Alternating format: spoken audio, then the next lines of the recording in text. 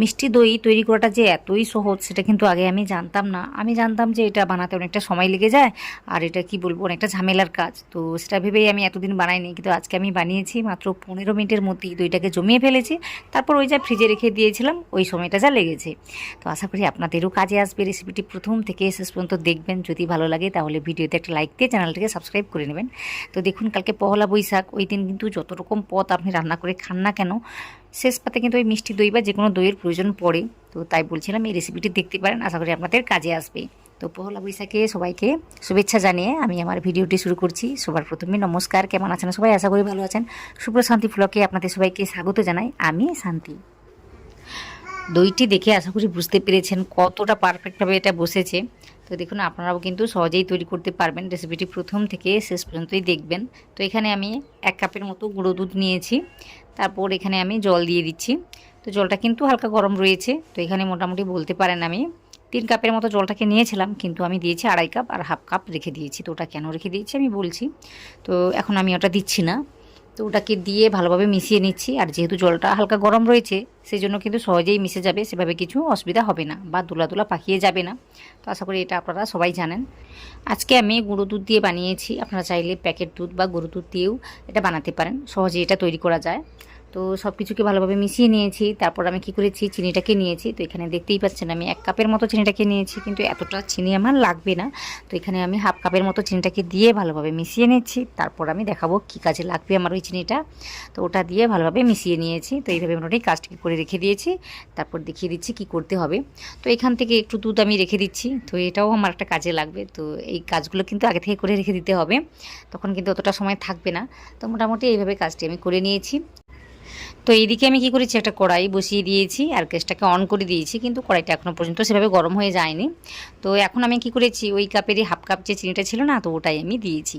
তো বলতে পারেন এই রেসিপির জন্য মোটামুটি 1 কাপের মতো চিনিটা আমার লেগেছে। তো হাফ কাপের মতো চিনিটাকে দিয়ে আমি একদম হাই ফ্লেমে রেখেছি। আশা করি সব কিছুই দেখতে পাচ্ছেন। এভাবে আমি কিছুক্ষণ রেখে দেবো, তারপর কিন্তু এভাবে নাড়িয়ে চাড়িয়ে দেবো। যখন দেখবো যে চিনির কালারটা একটু চেঞ্জ হয়েছে বা একটু মেল্ট হতে শুরু করেছে, তো এইভাবে যখন দেখাবে তখন আমি কিন্তু এইভাবে খুন্তিটা দিয়ে নাড়িয়ে চাড়িয়ে দেবো। তার আগে কিন্তু খুন্তিটা আমি লাগাইনি, আশা করি দেখেছেন। তারপর কিন্তু গ্যাসের ফ্লেমটাকে যা আমি লো করেছি, কোনো সময় কিন্তু হাই করিনি। এতে করে কি হবে, চিনিটা আর পুড়ে যাবে না বা খেতে তেতো লাগবে না, খেতে বেশ ভালোই লাগবে, মিষ্টি মিষ্টি লাগবে। আর যদি আমি হাই ফ্লেম করে রেখে দিই তখন কিন্তু চিনিটা পুড়ে যাবে, তখন তেতো লাগতে পারে। তো ওটা মাথায় রাখতে হবে। তো একটু সময় নিয়ে কাজটা আমি করেছি, এতে করে কালারটি খুব সুন্দরভাবে চলে আসবে। তো দেখতেই পাচ্ছেন একদম চিনিটা গলে গিয়ে সুন্দর একটা ব্রাউন কালার চলে এসছে এবং ডার্ক ব্রাউন কালার হয়ে গিয়েছে। তো এখন জলটাকে আমি দিয়েছি, ওই যে হাফ কাপের মতো জলটাকে রেখে দিয়েছিলাম ওটাই আমি দিয়েছি। তো ওটাকে দিয়ে ভালোভাবে মিশিয়ে নিচ্ছি। দেখতেই পাচ্ছেন কালারটা কত সুন্দরভাবে এসেছে। তো এই কালারটা এত সুন্দর আসার জন্যই কিন্তু দইয়ের কালারটা খুব সুন্দরভাবে চলে আসবে। তো এই জন্য এত সুন্দর করে কাজটাকে করে নেওয়া। তো এই জলটাকে দিয়ে একটু গরম করে নিয়েছি বা গলিয়ে নিয়েছি। ওই চিনিটাকে দেওয়ার পর কিন্তু একটু শক্ত শক্ত হয়ে যায়, যে চিনির মিশ্রণটা ছিল, তো ওটার কথাই আমি বলছিলাম। তো ওটা মোটামুটি মিশে যেতেই আমি কি করেছি, এখানে ওই যে আগে থেকে দুধের মিক্সারটা ছিল ওটাই আমি দিয়েছি। তো দেখতেই পাচ্ছেন চিনিটা কিন্তু এখনও গুলে যায়নি, তো ওটাই আমি ভালোভাবে দিয়ে দিচ্ছি। তো সব কিছু কিন্তু দেখে শুনে কাজটাকে করে নিতে হবে। তো এইভাবে মোটামুটি একটু সময় নিয়ে মিশিয়ে নিতে হবে। তাছাড়া এই দুধটাকে দেওয়ার পর ওই 5 মিনিট ধরে ফুটিয়ে নিলেই কিন্তু হবে। তো এখানে দেখতে পাবেন আমি কিন্তু হাই ফ্লেম রেখে, কখনো মিডিয়াম রেখে, কখনো লো রেখে এইভাবে কাজটিকে করেছি। আর দুধটা কিন্তু অনেকটাই কমে যাবে। তো যেহেতু গুঁড়ো দুধ রয়েছে সেভাবে কিন্তু সময় একটা বেশি লাগবে না, খুব তাড়াতাড়ি কাজটি হয়ে যায়। তো তারই মাঝে আমি কি করেছি, 2টো এলাচ আমি দিয়েছি, মুখটাকে ফাটিয়ে দিয়েছি, দিয়ে কিছুটা সময় নিয়ে ফুটিয়ে নিচ্ছি। ওই যে বললাম মাত্র 5 মিনিটের জন্য আমি কাজটি করেছি। এতে করে কিন্তু খুব সুন্দরভাবে দুধটা গাঢ় হয়ে গিয়েছে। তো দুধটাকে আরও একটু গাঢ় করে নেওয়ার জন্য আমি কি করেছি দেখাবো সেটা। তো দেখুন আমি একটু দুধ কিন্তু আগে থেকে তুলে রেখেছিলাম, তো ওই দুধটা আমার এখন কাজে লাগবে। তো ওর মধ্যে আমি কি করব, ওই যে 1 চামচের মতো কর্নফ্লাওয়ার দেবো। তো এটা দেওয়ার কারণে কিন্তু সুন্দরভাবে একটা দইয়ের মধ্যে মসৃণ ব্যাপার চলে আসবে বা একটা থকথকে ব্যাপার চলে আসবে। তো যার কারণে এটা দেওয়া। তো মাত্র আমি 1 চামচের মতোই নিয়েছি, নিয়ে এভাবে গুলিয়ে তারপর ওই যে দুধের মিশ্রণটা আছে বা কড়াইয়ের মধ্যে যে দুধটা রয়েছে, তো ওটার মধ্যে ভালোভাবে মিশিয়ে দেবো। তো দেখতেই পাচ্ছেন এখন কিন্তু গ্যাসের ফ্লেমটাকে আমি লো রেখেছি, তারপর এটাকে আমি দিচ্ছি। এখন কিন্তু হাই ফ্লেম করা যাবে না, এতে করে তাড়াতাড়ি গাঢ় হয়ে যাবে এই দুধটা, তখন কিন্তু অতটাও ভালো নাও হতে পারে কাজটা। তো মোটামুটি লো রেখে সব কিছুকে ভালোভাবে মিশিয়ে মিশিয়ে নেওয়ার পর এটাকে আমি ফুটিয়ে নেব। ওই যে 1 মিনিট বা 1.5 মিনিটের মতো, বেশি একটা সময় লাগবে না, অল্প সময়ের মধ্যেই কিন্তু এটা গাঢ় হয়ে যায়। তো দেখতেই পাচ্ছেন ওটা কিন্তু গাঢ় গাঢ় হয়ে গিয়েছে। ঠিক এভাবে হলেও কিন্তু হবে। তো 1 মিনিটের জন্য ফুটিয়ে নিয়েছি। ফুটিয়ে নেওয়ার পর আমি গ্যাসটাকে অফ করে দেব। তো অফ করে দিয়ে না আমি কী করবো, এই দুধটাকে একটু ঠান্ডা করে নেব। তো আমি একটু নাড়ি চাড়িয়ে দিয়েছি যাতে উপরের দিকে না সরটা বসে যায়। তো এই জন্য একটু সময় নিয়ে কাজটা আমি করে নিয়েছি। আশা করি সব কিছুই বুঝতে পারছেন। তো দেখুন মোটামুটি কালারটি কত সুন্দরভাবে এসেছে। তো আমি ওই যে চিনির মিশ্রণটাকে ভালোভাবে গুলিয়ে নিয়েছিলাম বলে, বা ওই যে মেল করে নিয়েছিলাম বলে কালারটি সুন্দরভাবে এসেছিলো বলে কিন্তু এত সুন্দরভাবে কালারটি চলে এসছে। তো এইভাবে কিন্তু কাজটি করবেন আপনারা, দেখবেন কালারটি খুব সুন্দরভাবে চলে আসবে। তো আমি কি করেছি, ওই দুধটাকে 5 মিনিটের জন্য ঠান্ডা করে নিচ্ছি। তো এইদিকে আমি কি করেছি, আগে থেকে দইটাকে আমি এইভাবে ছাঁকনির মধ্যে রেখে দিয়েছিলাম, এক্সট্রা যে জলটা আছে ওটা যেন ঝরে যায়। তো ওটা ভেবেই রেখে দিয়েছিলাম। তো এখানে দেখুন মোটামুটি 1 চামচের মতো নিয়েছি ওখান থেকে। ওটা নিয়ে না আমি একটা পাত্রের মধ্যে এভাবে লাগিয়ে দিচ্ছি। তো এই পাত্রের মধ্যে আজকে বসাবো। তো তাই এইভাবে আমি কাজটি করে নিয়েছি। তো বলতে পারেন 3 চামচের মতো দইটাকে আমি নিয়েছিলাম, সেখান থেকে 1 চামচ আমি দই নিয়ে আমি ওই যে কৌটোর মধ্যে লাগিয়ে দিয়েছি। তারপর 2 চামচের মতো দইটাকে নিয়ে আমি ভালোভাবে ফেটিয়ে নিচ্ছি। তো এই ফেটানোর কাজটা একটু ভালোভাবে করতে হবে, একদম মসৃণভাবে, তাতে করেই কিন্তু দইটা খুব সুন্দরভাবে মসৃণভাবে বসে যাবে। তো দেখতেই পাচ্ছেন কীভাবে আমি কাজটি করছি। এভাবে কিন্তু কাজটিকে করে নিতে হবে। আর দেখুন আমি অনেকবার কিন্তু মিষ্টি দই বানিয়েছি, তো তাতে করে রেজাল্টটা হয়েছে ভালো, কিন্তু এত ভালো রেজাল্ট আমি এর আগে কোনোদিনও পাইনি। তাই খুব আমি আনন্দের সঙ্গে আপনাদের সাথে সব কিছু শেয়ার করছি। আশা করি আপনাদেরও ভালো লাগবে বা আপনাদের কাজে আসবে। তো এখানে দেখুন মোটামুটি 5 মিনিট হয়ে গিয়েছে, আর দইটা কিন্তু অনেকটা ঠান্ডা হয়ে গিয়েছে। খুব কিন্তু ঠান্ডা হয়ে যায়নি, দেখতেই পাচ্ছেন মোটামুটি গরম রয়েছে, সেভাবে গরম না, মোটামুটি হাতটাকে আমি ডুবিয়ে রাখতে পারছি। তো এইভাবে কিন্তু কাজটি করে নিতে হবে বা দেখে নিতে হবে।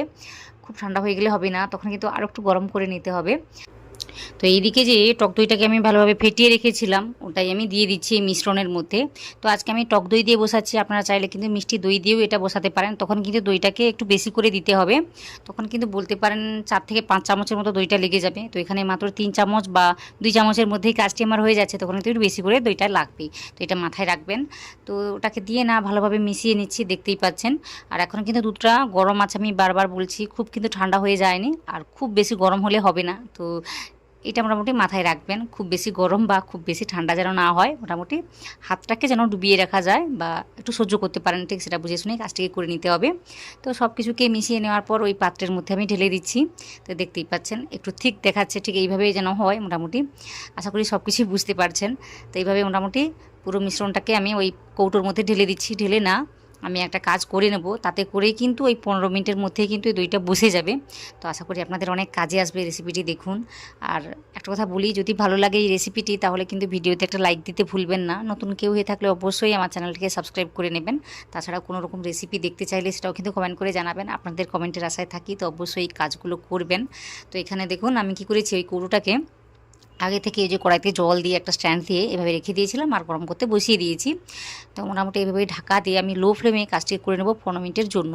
বেশি যেন না জলটা ফুটে সেদিকে খেয়াল করতে হবে, মোটামুটি ওই যে গরম ভাবটা যেন ওঠে, তো ওইদিকে একটু খেয়াল করতে হবে। না হলে কিন্তু কি বলবো, দুধটা গরম হয়ে গিয়ে কেটে যেতে পারে, যেহেতু দই আছে এই রেসিপির মধ্যে, তখন কিন্তু কেটে যেতে পারে, ওটা মাথায় রাখবেন। মোটামুটি ওই যে হালকা আঁচে রেখে দেবেন 15 মিনিটের জন্য। তারপর ওই গ্যাসের ফ্লেমটাকে বন্ধ করে দিয়ে এইভাবে একটু দেখে নিতে হবে। দেখে নেওয়ার পর ওটাকে আর খোলা যাবে না, কারণ ওটাকে একটু ঠান্ডা করে নিতে হবে। তো আমি ঠান্ডা করে নিয়েছি, ওই কড়াইয়ের মধ্যে বসিয়ে রেখেছিলাম, এমনিতেই বসিয়ে রেখে দিয়েছিলাম। ঠান্ডা হয়ে যেতেই আমি কি করেছি, এটাকে আমি ফ্রিজের মধ্যে রেখে দিয়েছিলাম। তো দেখতেই পাচ্ছেন এখানে আমি কড়াইয়ের মধ্যে এমনিতেই রেখে দিয়েছিলাম, তাতে করে কিন্তু খুব সুন্দরভাবে সেট হয়ে গিয়েছে, ঠান্ডা হয়ে গিয়েছে। তো এরপর আমি কি করেছি, ফ্রিজের মধ্যে 1 ঘন্টা আমি রেখে দিচ্ছি। তো দইটাকে ভালোভাবে যদি ঠান্ডা করে নিতে পারেন তখন কিন্তু কাজটা ভালোভাবে দেখাবে বা ভালোভাবে হবে। তো এখানে মাত্র আমি 1 ঘন্টার জন্য রেখে দিয়েছিলাম, 1 ঘন্টা পরেই আপনাদের সঙ্গে সব কিছু শেয়ার করছি। তো দেখতেই পাচ্ছেন কতটা সুন্দরভাবে এটা জমাট বেঁধেছে, আর একদম উল্টো করেই আমি দেখাচ্ছি, যেভাবে সবাই দেখায় ঠিক সেভাবেই। তো দেখুন কত সুন্দরভাবে এটা বসেছে, খুব সুন্দরভাবে কিন্তু জমাট বেঁধে যাবে, আর দেখতে কিন্তু দারুণ হয়েছে। আশা করি আপনাদেরও রেসিপিটি ভালো লেগেছে। খুবই অল্প সময়ের মধ্যেই কিন্তু এটা তৈরি করে আপনারা সবাই খেতে পারবেন। তো আশা করি আজকের রেসিপিটি আপনাদের ভালো লেগেছে। যদি ভালো লেগে থাকে, ওই যে বলছি, আমার ভিডিওতে একটা লাইক দিয়ে চ্যানেলটাকে সাবস্ক্রাইব করে নেবেন। পাশে থাকা যে বেল আইকনটা থাকবে ওটাতে প্রেস করতে ভুলবেন না।